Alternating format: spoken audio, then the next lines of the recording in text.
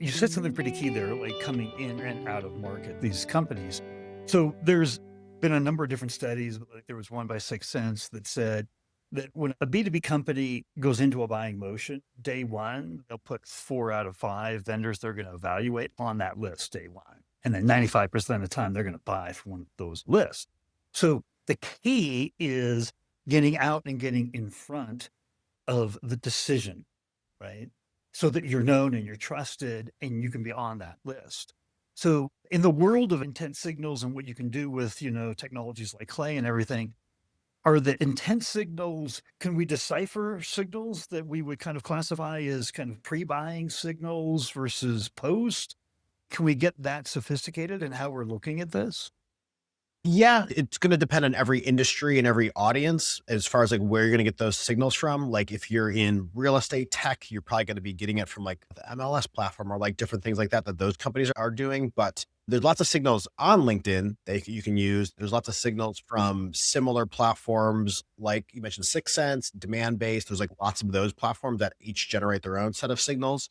So, go evaluate the different platforms and see which ones has the best signals for what you're looking to do. But otherwise, yes, there's lots of signals on LinkedIn in terms of who's engaging with this company or this person. And then you can use those signals to identify, hey, if they're already engaging with these different topics or engaging with these companies, these people, that's a very early sign of interest.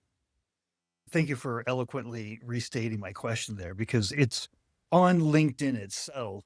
You just answered the question. There's very important intent signals that is one of the main reasons why we want to be on LinkedIn to begin with, right? Is understanding those signals because that's one of the biggest ways that we push out content and then promote that content. Thank you for restating that in a way that makes more sense. You talk about reaching not only the organization, but you said then people within the organization. So the buying group, right? So the buying group is the hidden buyer, but all kinds of different studies have shown they exert about half the influence on making the purchase decision. And typically, how you reach them is through your thought leadership. So, how effectively, if we're trying to reach the buying group and not just our champion that we have the meetings with, how does LinkedIn help us do this? Yeah, so LinkedIn can do this very well in that you can break down your campaigns and have different campaigns that are running.